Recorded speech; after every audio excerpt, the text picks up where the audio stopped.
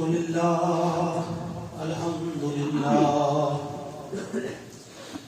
لله رب العالمين، الصلاة والسلام على سيد الأنبياء والمرسلين وعلى آله وأصحابه أجمعين.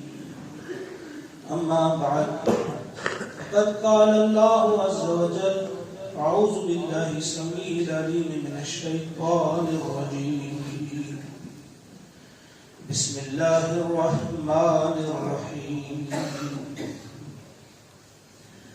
خذ من أموالهم صدقة تطهرهم وتزكيهم بها وصل عليهم إن صلاتك سكن لهم والله سميع عليم. آمنت بالله صدق الله العظيم وصدق رسوله النبي الكريم ونحن على ذلك من الشاهدين والشاكرين والحمد لله رب العالمين.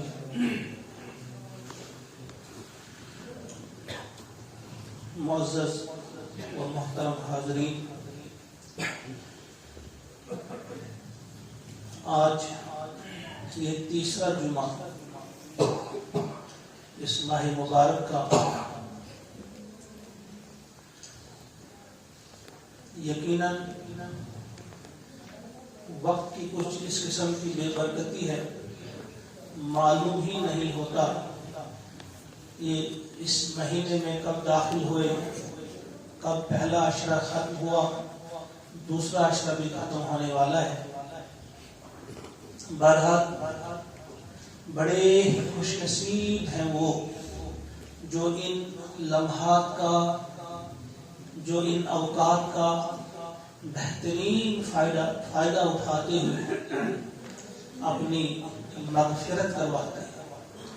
آپ سب جانتے ہیں نبی اکرم صلی اللہ علیہ وسلم کا وہ عمل جو بالکل عجیب قسم کا عمل تھا، معمول کے مطابق کبھی آپ ایسا نہیں کرتے. جب آپ نے منبر پہ چڑھتے ہوئے منبر پہ آمین کہا 3 بار، جب آپ سے پوچھا گیا تو آپ نے جواب میں ایک بات فرمائی کہ جبریل امین نے دعا کی کہ جو شخص اس مہینے میں زندہ رہا، جس کو اللہ تعالیٰ نے زندگی عطا کی اور زندہ ہی رکھا اس مہینے میں، اس کے بعد بھی وہ اپنی مغفرت نہ کروا سکا، اس کے لیے تباہی ہو، ردیمان اس کی ناک خاک آلود ہوا، یعنی اس کے لیے بد دعا کی. تو حضور نے آمین کہا.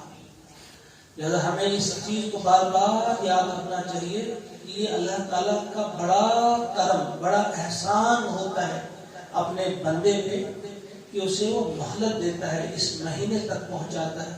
وہ کہتا ہے کہ لے جا، تیرے لیے خاص ایک سمجھے تحفہ ہے یہ رمضان، تو اس میں آپ اپنی مغفرت کرواؤ. بہرحال ہم دعا کرتے ہیں اللہ سے کہ جتنے بھی ہم یہاں پہ ہیں، ہم کو اللہ تعالیٰ انہی لوگوں میں شمار ہمارا کرے جن کی مغفرت کا اعلان فرمائیں گے اللہ تعالیٰ. بہرحال یہ جو مہینہ ہے، آپ سب جانتے ہیں کہ اس میں کس قدر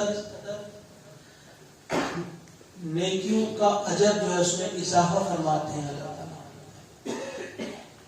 کوئی بھی نیکی آپ کریں گے، کوئی بھی اچھا کام آپ کریں گے، اللہ کی رضا کے لیے کریں گے، اللہ تعالیٰ کس قدر زیادہ راضی ہوتا ہے. یہ جو ہم کہتے ہیں کہ ایک نیکی کا اتنا ثواب ہوگا، اتنے گناہ ہوگا، اصل میں وہ سمجھانے کی بات ہوتی ہے. ہمارے لیے یہ بات ہم کو سمجھائی جاتی ہے کہ کس قدر زیادہ اللہ خوش ہوتا ہے. دینے کے لیے اس کے پاس بہت کچھ ہے. وہ ایک بات سے اگر 1% اللہ تعالیٰ خوش ہوتا تھا، اسی بات سے اتنے زیادہ خوش ہو جاتے ہیں مولا ہمارے کسی چھوٹے عمل سے. بہرحال آج کی جمعہ پہ ہم سمجھیں گے کہ جہاں ہم روزہ رکھتے ہیں، جہاں ہم نمازیں ادا کرتے ہیں، وہاں ایک اور فرض بھی ہے جو انتہائی اہم ہے، وہ ہے زکوٰۃ. اس مہینے میں ہم اپنے مالوں کی زکوٰۃ بھی نکالتے ہیں. ہمیں معلوم ہونا چاہیے کیوں نکالتے ہیں اور اس کی اہمیت کیا ہے، یہ ہم سب کو معلوم ہونا چاہیے. اللہ کا ارشاد ہوتا ہے، یہ جو سورہ توبہ کی آیت نمبر 103 میں نے آپ کے سامنے پڑھی، خذ من اموالہم، اے نبی صلی اللہ علیہ وسلم ان سے لیجئے آپ ان کے مالوں میں سے صدقہ. فرض صدقہ جو ہوتا ہے اس کو ہم زکوٰۃ کہتے ہیں. ان سے آپ صدقہ لیجئے، ان سے زکوٰۃ لیجئے. کیوں لیجئے؟ تو طہرہم، ان کو پاک کرنے کے لیے، ان کے دلوں کو صاف کرنے کے لیے، وَتُزَكِّيهِمْ بِهَا، اور ان کے نفس کو تزکیہ کرنے کے لیے، ان کو پاک اور صاف کرنے کے لیے ان سے صدقہ لیجیے، زکوٰۃ لیجیے. وَصَلِّ عَلَيْهِمْ، اور ان کے لیے دعائے رحمت لیجیے. إِنَّ صَلَاتَكَ، بے شک آپ کی جو دعا ہوگی ان کے لیے، سَكَنٌ لَهُمْ، اس میں ان کے لیے سکینت ہوگی، تسکین ہوگی. واللہ سمیع علیم، اور اللہ تعالیٰ سننے والا اور علیم ہے، جاننے والا ہے. دیکھیے آپ سب جانتے ہیں کہ اسلام کی جو بنیاد ہے، اس کے جو پلرز ہیں وہ 5 ہیں: کلمہ، نماز، اور ہماری جو ترتیب رہتی ہے اکثر ہم بولتے ہیں کلمہ، نماز، روزہ، زکوٰۃ اور حج. حدیث میں جو الفاظ آئے ہیں وہ کلمہ، نماز، پھر زکوٰۃ، پھر روزہ اور حج. اصل ترتیب یہی ہے. جب ایک بار حضرت عبداللہ ابن عمر رضی اللہ تعالیٰ عنہ ان کے سامنے ان کے شاگرد نے اس ترتیب کو تھوڑا بدل دیا، حج پہلے لایا، تو آپ نے فوراً جھڑکا انہیں کہ آپ کو معلوم نہیں کہ حضور علیہ الصلوۃ والسلام نے کیا فرمایا ہے، اس کی ترتیب کیا ہے. تو صحیح ترتیب آپ یاد رکھیے. اس کی جو صحیح ترتیب ہے وہ کلمہ، پھر نماز، پھر زکوٰۃ، پھر روزہ اور پھر حج. اور یہ ترتیب جو ہے یہی بہتر ترتیب ہے، شرعی لحاظ سے بھی یہی ترتیب ہے، نزولی ترتیب بھی یہی ہے، اور طبعی ترتیب بھی یہی ہے. شرعی لحاظ سے تو آپ سمجھ ہی گئے کہ حضور کا فرمان ہے، اسی اعتبار سے ہم مانتے ہیں اور ہم مان گئے، اس میں کوئی شبہ نہیں، شک نہیں ہونا چاہیے کہ یہی ترتیب. نزولی اعتبار سے بھی آپ دیکھیں کہ سب سے پہلا حکم جو نازل ہوا وہ ہوا قولوا لا الہ الا اللہ تفلحوا. حضور نے ان کو جمع کیا کہ بتاؤ لا الہ الا اللہ، کامیاب ہو جاؤ. وہ شہادتین جو ہیں، 2 شہادتیں ہم دیتے ہیں، توحید کی اور رسالت کی، یہ پہلا کام ہے. لہذا پہلا کام نہیں ہے، اس لیے پہلا کام جسے ہم کلمہ کہتے ہیں اصل میں 2 شہادتیں ہیں جو ہم دیتے ہیں، اللہ کا ایک ہونا اور محمد عربی صلی اللہ علیہ وسلم کا رسول ہونا. یہ پہلی چیز. اس کے بعد جو چیز فرض ہوئی وہ ہے نماز، مکہ ہی میں فرض ہوئی، لہذا دوسری چیز یہی آ گئی نماز. پھر تیسری چیز جو 2 ہجری میں فرض ہوئی وہ ہے زکوٰۃ. 2 ہجری میں ہی روزہ بھی ہوا فرض، لیکن بعد میں پہلے زکوٰۃ پھر روزہ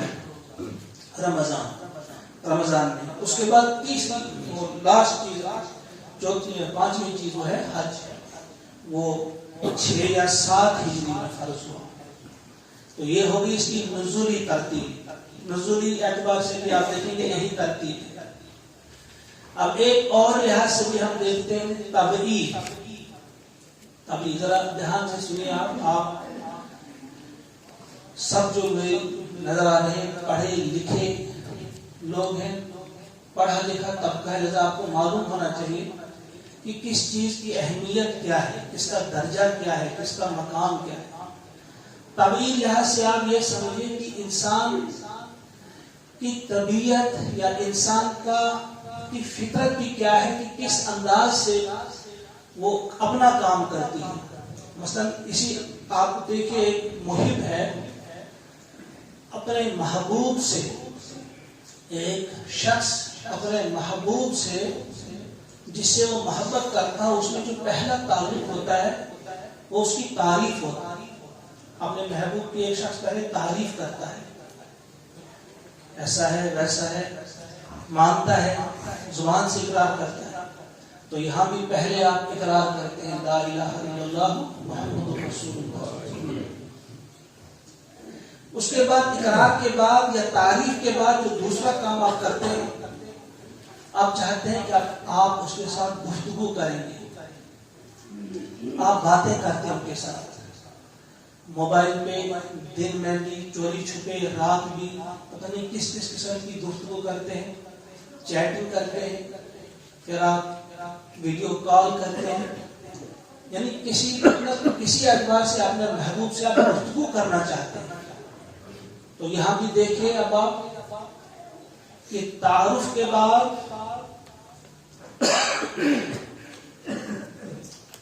یا تعریف کے بعد، تعارف یا تعریف کے بعد یہاں بھی آپ گفتگو کرتے ہیں اپنے مولا سے، اپنے محبوب سے، جو آپ کا محبوب حقیقی ہے اللہ، وہ نماز ہے۔ آپ اسے گفتگو کرتے ہیں، مناجات کرتے ہیں، بہت ساری چاہتے ہیں بار بار آپ بات کریں۔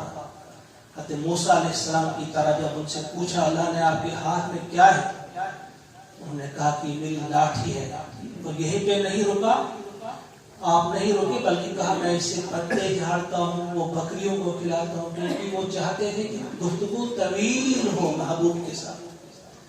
تو یہ انسان کی فطرت ہے کہ جب وہ کسی کو دوست بناتا ہے، کسی سے محبت کرتا ہے، تو دوسرا کام اس کا ہوتا ہے اس کے ساتھ گفتگو کرنا۔ تو یہاں بھی آپ دیکھیں گے اس کے بعد کیا ہے، گفتگو، نماز ہے۔ پھر تیسری چیز جو ہوتی ہے محبوب کے لیے انسان کیا کرتا ہے، مال خرچ کرتا ہے، کسی قسم کی ضرورت اسے ہو وہ پیش کرتا ہے، بلکہ ضرورت کے بغیر بھی کبھی ایک تحفہ، کبھی دوسرا تحفہ، کبھی تیسرا تحفہ اپنے محبوب کو پیش کرتا ہے۔ تو یہاں وہی مال آپ خرچ کرتے ہیں، یعنی زکات، مختلف انداز سے آپ اپنے دوستوں کے لیے، اپنے محبوب کے لیے، جیسے وہ مشہور ہے لطیفہ، ایک مشہور ہے وہ آپ ذہن میں رکھیے۔ ایک بھکاری ایک دکاندار کے پاس جاتا ہے، کہتا ہے مجھے 10 روپے دیجیے، میں نے چائے پی لی۔ اس نے کہا کہ بھائی چائے کا کپ تو 5 روپے میں آتا ہے، تو 10 مانگتے ہیں۔ کہا نہیں میری گرل فرینڈ بھی ہے، اس کو بھی پلانی ہے۔ تو دکاندار حیران ہو گیا، اس نے اپنے ساتھی سے کہا دیکھو جی بھکاری، اسے کہتے ہیں بھکاری، اپنے لیے بھی اور اس نے بھی گرل فرینڈ بنائی۔ جب اس نے سنا تو وہ مڑ کر آیا، کہا نہیں ایسا نہیں ہے، بھکاری نے گرل فرینڈ نہیں بنائی، بلکہ گرل فرینڈ نہیں ہے، گرل فرینڈ جو ہے اس نے مجھے بھکاری بنا دیا، یعنی اتنا میں نے اس پر خرچ کیا ہے کہ میں اب بھکاری بن چکا ہوں۔ گویا یہ ایک انسان کا طبیعی میلان اس طرف ہوتا ہے، اس کی طبیعت ہوتی ہے کہ وہ اپنے محبوب پہ بہت خرچ کرتا ہے۔ تو یہاں بھی آپ دیکھیے آپ کو خرچ کرنا ہے زکات اپنے محبوب کے لیے، اپنے اللہ کی محبت میں آپ مال خرچ کریں۔ پھر چوتھا اسٹیپ یہ آتا ہے کہ اپنے محبوب کے لیے انسان جب بڑھ جاتی ہے محبت، پھر انسان کو کھانا پینا بھی جو یاد نہیں رہتا، اسے یاد ہی نہیں ہوتا میں نے کھانا کھایا، کیونکہ اسی کے عشق میں، اسی کی محبت میں، اسی کے گن گاتا ہے۔ تو یہاں بھی ہم پھر چوتھی چیز ہم بھی بھوکے رہتے ہیں، پیاسے رہتے ہیں، اپنے محبوب حقیقی کی یاد میں۔ آج کل ہم بھی اسی حال میں، نہ ہم کھاتے ہیں نہ ہم پیتے ہیں، دن بھر بس اللہ کو یاد کرتے ہیں۔ تو ایک چوتھا اسٹیپ ہوتا ہے۔ پھر ایک وقت وہ ہوتا ہے آپ اپنے محبوب سے پھر اس قدر آپ کی محبت بڑھ جاتی ہے، پھر آپ اپنے گھر کو چھوڑ دیتے ہیں اور اس کے گھر کی تلاش میں جاتے ہیں۔ اور جب آپ محبوب کی گلی میں پہنچتے ہیں تو اس کے گھر کی دیواروں کو آپ چومتے ہیں، اسے آپ اپنے ماتھے سے لگاتے ہیں۔ تو یہ وہی حالت ہے، پھر 5واں اسٹیپ وہی آتا ہے، پھر ہم بھی اپنے گھر کو چھوڑ کر اللہ کے گھر کے لیے، اپنے محبوب حقیقی کے گھر کے لیے روانہ ہوتا ہے۔ وہاں جاتے ہیں اور کبھی بوسہ لیتے ہیں حجر اسود کا، کبھی ہم صفا کی پہاڑی پہ ہوتے ہیں، کبھی مروہ، کبھی منا، کبھی مزدلفہ، کبھی کہاں ہوتے ہیں، کس طرح سے دیوانہ وار. اور جب جاتے بھی ہیں ہم سارے اپنے کپڑے وغیرہ اتار دیتے ہیں، کوئی زینت نہیں، کوئی خوبصورتی نہیں، 2 چادریں ہوتی ہیں وہ بغیر سلے کپڑوں کے، کوئی خوشبو نہیں لگا سکتا، آپ کے بال بڑے ہوئے ہوتے ہیں، آپ کے ناخن بڑے ہوئے ہوتے ہیں، پسینے کی بو آ رہی ہوتی ہے، لیکن آپ کو کوئی ہوش نہیں ہوتا، بلکہ آپ اپنے اس محبوب کے عشق میں، محبت میں اتنے ہوتے ہیں کہ بس لبیک اللہم لبیک لا شریک لک لبیک. تو یہ 5 سٹیپ، یہ 5 پلرز ہیں. اس میں بھی آپ دیکھیں نزولی اعتبار سے بھی آپ نے دیکھ لیا، اور اب شرعی اعتبار سے تو ہے ہی، اور آپ دیکھیں آپ طبعی اعتبار سے بھی یہی جو بنتی ہے ترتیب، جو بنتی ہے وہ یہی بنتی ہے. تو آج یہی مہینہ ہے، اسی مہینے میں آپ اس تیسرے فرض کو، اس تیسرے پلر کو، اس تیسرے ستون کو قائم کرنے کی پوری کوشش کریں. لہذا یاد رکھیے کہ جہاں آپ کھانے سے رک جاتے ہیں، پینے سے رک جاتے ہیں، جہاں آپ اپنی جنسی جو خواہشات ہیں ان کو پورا کرنے سے رک جاتے ہیں، وہاں یہ بھی یاد رکھیے کہ آپ اپنے مالوں میں سے خرچ کریں، اپنے خالق حقیقی کو، اپنے محبوب حقیقی کو خوش کرنے کے لیے برابر زکوٰۃ ادا کیجیے. کتنا کرم ہے یہ اللہ کا آپ پہ، ہم پہ، ہمارے لیے جو زکوٰۃ رکھی صرف 2.5% رکھی. ہم سے پہلے جو امتیں تھی، بہت ساری امتیں ایسی تھی جن کے لیے 25% زکوٰۃ ہوا کرتی تھی، 1/4. اور پھر ان کے لیے ایک اور مشکل ہوتی تھی کہ وہ جب مال میں سے اپنی زکوٰۃ نکالتے، کسی پہاڑی پر رکھتے ہوئے، پھر دور سے دیکھتے اور دعائیں کرتے، گڑ گڑاتے اللہ سے کہ ہماری زکوٰۃ کو قبول کیا جائے. پھر آسمان سے آگ آ جاتی تھی، اسے کھا جاتی تھی، پھر انہیں اطمینان ملتا کہ ہاں اب ہماری زکوٰۃ قبول ہوئی. کبھی کبھی مہینوں تک انتظار کرنا پڑتا تھا. ہم پر کتنا بڑا احسان کیا اللہ تعالیٰ نے کہ ہم نے زکوٰۃ ادا کرنی ہے، پھر اطمینان رکھنا ہے کہ ضرور ہمارا مولا، ہمارا مالک، ہمارا خالق اس زکوٰۃ کو قبول کرے گا. اور ہے بھی کیا؟ 2.5%.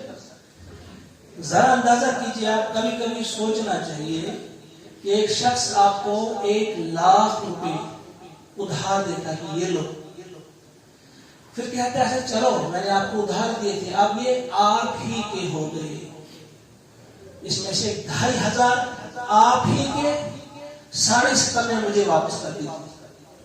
بجائے اس لیے کہ آپ اس سے سود لیتے، بلکہ یہیں سے آپ 2,500 چھوڑ دیتے، آپ بڑے خوش ہوں گے کہ 2,500 چھوڑ دیے، 70.5 ہی واپس کر دیں. لیکن پھر اس بات کا اندازہ کیجئے کہ اگر وہ شخص کہتا ہے کہ نہیں صرف 2,500 مجھے دو، 97,500 تمہیں، تمہاری خوشی کی کیا انتہا ہوگی. یہی بات سوچے کہ اللہ ہی نے آپ کو دیا، 1,00,000 آپ کو دیا، مانگا کتنا واپس؟ 2,500. لیکن ہم ہیں کہ وہ 2,500 دینے کے لیے بھی تیار نہیں، کیونکہ ہمارا عقیدہ ہے، ہمارا یقین ہے کہ یہ اللہ نے نہیں دیے، یہ ہم نے کمائی ہے، یہ ہماری محنت ہے، یہ ہماری طاقت ہے، یہ ہماری صلاحیت ہے، ہم نے ایسا کمایا. ایسا نہیں ہے، آپ کی طاقت نہیں، آپ کی صلاحیت نہیں. کتنے لوگوں کو آپ نے دیکھا ہوگا بہت پڑھے لکھے، بڑے ذہین، بڑے ہوشیار، لیکن ایک ایک پائی کے وہ محتاج ہے. ایک بڑے خدا دوست شخص کا مشہور واقعہ ہے کہ وہ ایک بستی میں داخل ہونے جا رہے تھے، بھوکے تھے، بہت بڑے پڑھے لکھے بھی تھے، عالم تھے، عابد تھے. وہ جب داخل ہو رہے تھے تو معلوم ہوا کہ دروازے سارے بند ہیں شہر میں. مسئلہ کیا ہے، سارے دروازے بند کیوں کر دیے گئے؟ معلوم کیا انہوں نے، پتا چلا کہ جو یہاں کا امیر ہے، امیر شہر جو ہے، شہر کا بادشاہ جو ہے، اس کا جو باز ہے وہ بھاگ گیا ہے.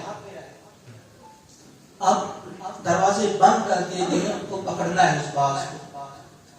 اب یہ سوچتا ہے کہ میں ٹھیک ہے باز کو پکڑنا تھا، لیکن دروازہ بند کرنے سے کیا ہوا، وہ تو اڑ جاتا ہے، وہ تو اڑ جائے گا۔ کہا کیا اللہ کی یہ سمجھ میں آتی ہے حکمت کہ ایسے بیوقوفوں کو بادشاہ رکھا کرتا ہے؟ اتنا بیوقوف اور بڑے پڑھے لکھے لوگ جو ہیں وہ دردر رہتے ہیں اور کھانے کے محتاج ہوتے ہیں۔ پھر اللہ نے اس کے دل میں یہ بات ڈال دی، بتا دیا اچھا ٹھیک ہے، ہم تمہیں دیتے ہیں یہ بادشاہ اس شہر کی، اور اس شہر کا جو بادشاہ اسے وہ ایمان عطا کرتے ہیں جو تمہیں دیا ہے۔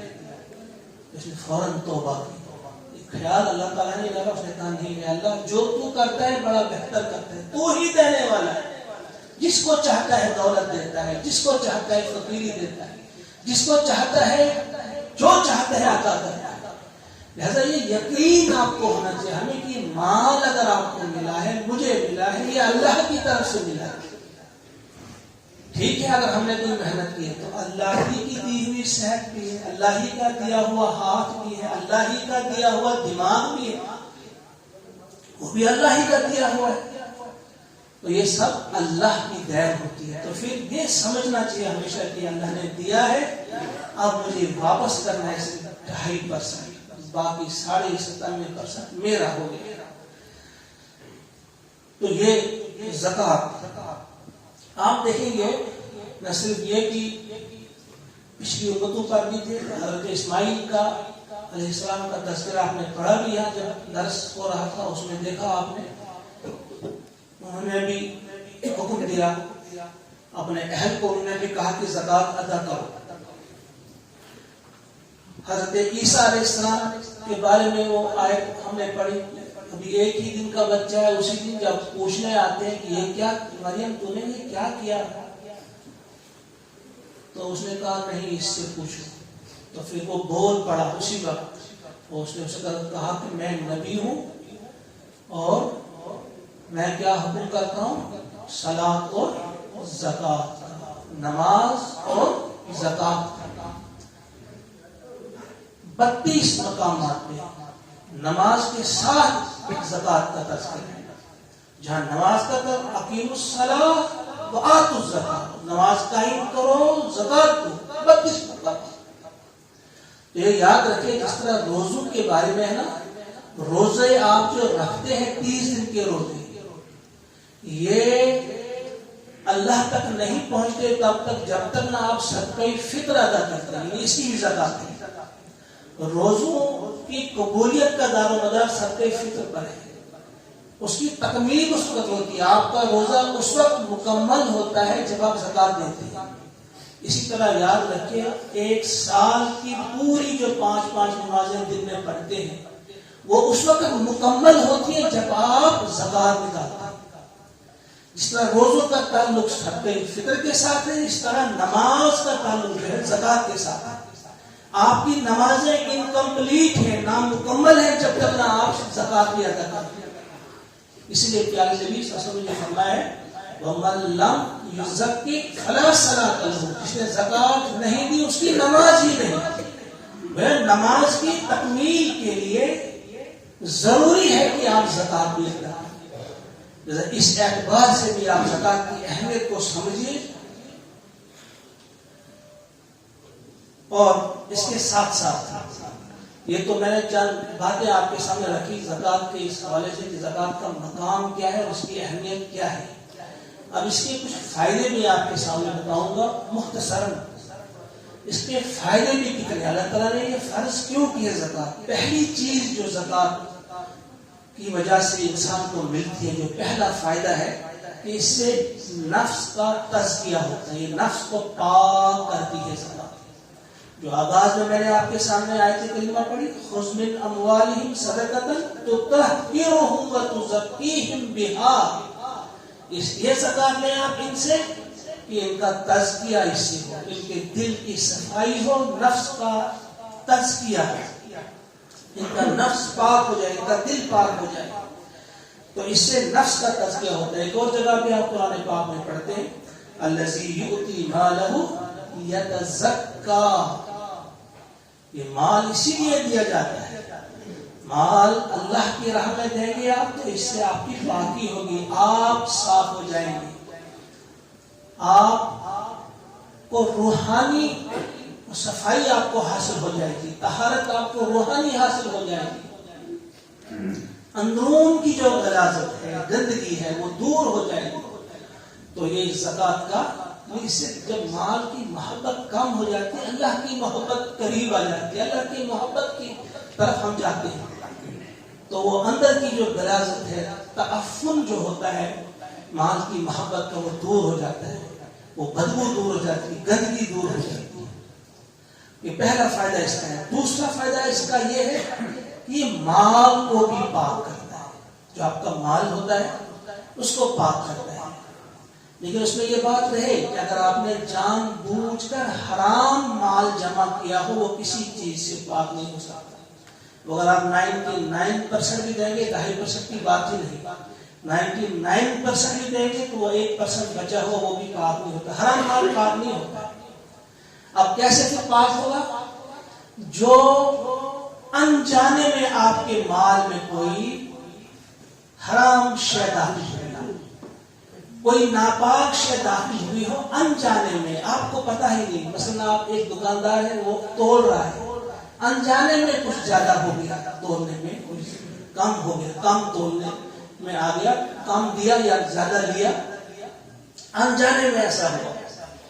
یا انجانے میں ایک شخص ڈیوٹی کرتا ہے، وہ جاتا ہے، اسکول جاتا ہے، پڑھاتا ہے بچوں کو، اپنی طرف سے پوری کوشش کرتا ہے بہتر سے بہتر ڈیلیور کرنے کا، لیکن پھر بھی کچھ کمی رہ جاتی ہے، کچھ کمی رہ جاتی ہے، کسی نہ کسی طرح سے کچھ، ہم یہ کہیں گے ناپاک مال جمع ہو جاتا ہے، تو اس کو دور کرتی ہے یہ زکات۔ ایک شخص کسی آفس میں کام کرتا ہے، ایک شخص کسی کمپنی میں کام کرتا ہے، ایک مزدور ہے، وہ مزدوری کرتا ہے، اپنی طرف سے ٹھیک کرتا ہے، وہ غلطی نہیں کرتا ہے، بہتر انداز سے اپنا کام کرتا ہے، لیکن جو انجانے میں اس سے کچھ کوتاہیاں رہتی ہیں، کچھ کمیاں رہتی ہیں، کچھ لغزشیں ہو جاتی ہیں، اس اعتبار سے جو ناپاک مال آپ کے اس پاک مال میں مل جاتا ہے، تو اس ناپاک مال کو صاف کرتی ہے یہ زکات۔ یا پہلے آپ سب جانتے ہیں پہلے کیا ہوا کرتا تھا، دھان ہو یا یہ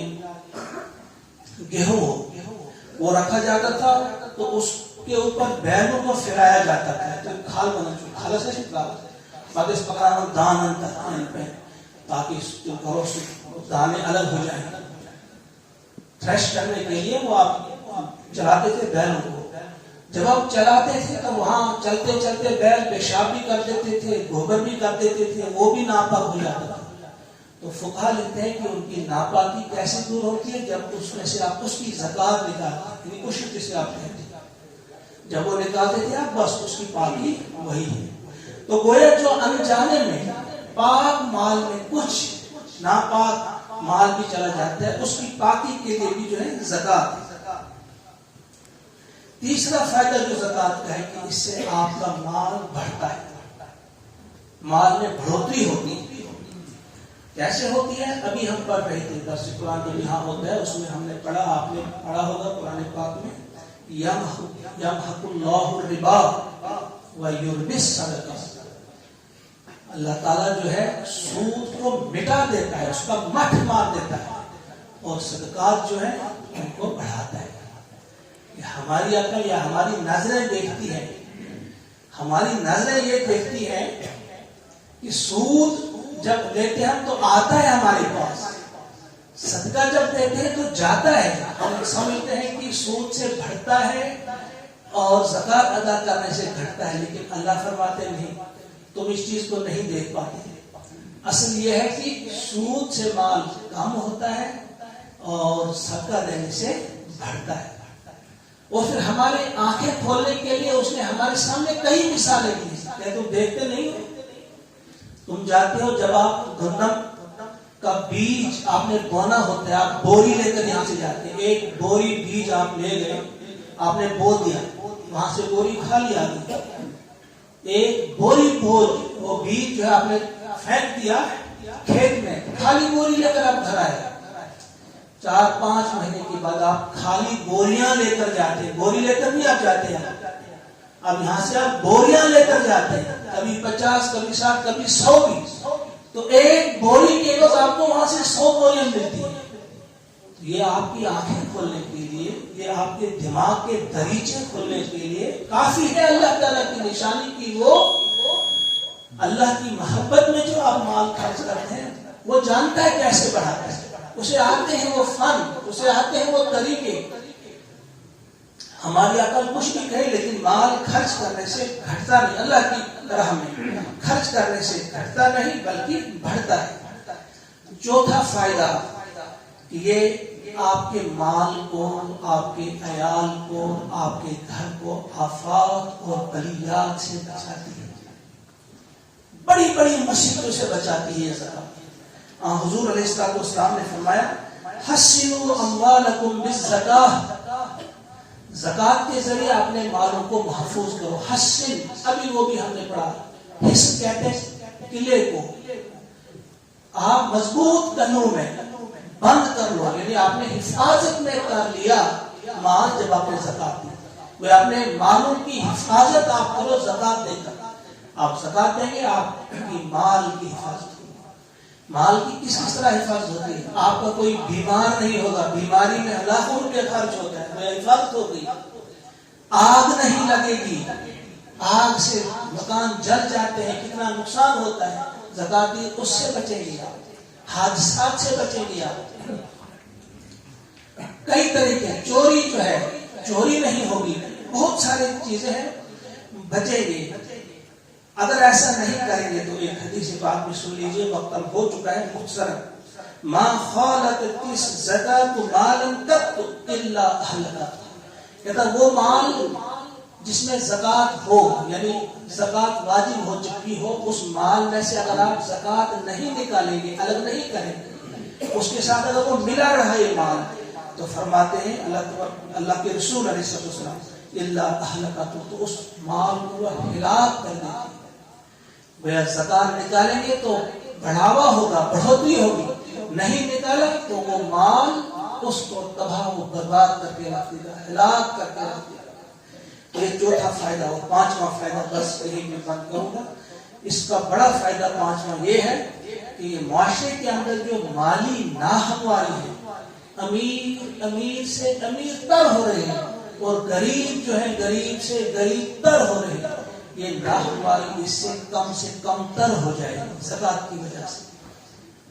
کیسے؟ کسی وقت اس پر بھی انشاءاللہ بات کریں گے۔ اللہ سے دعا ہے کہ وہ ہم سب کو توفیق عطا فرمائے کہ ہم ہوش کے ناخن لیں، ہم سمجھدار بنیں، ہم بار بار سوچیں ان چیزوں کو۔